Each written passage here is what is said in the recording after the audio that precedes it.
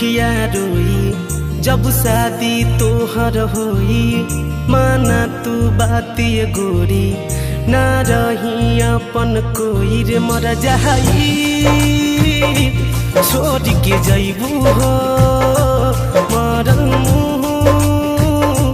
हमर पैबू हो रे मर जाई छोड़ के जैबू हो।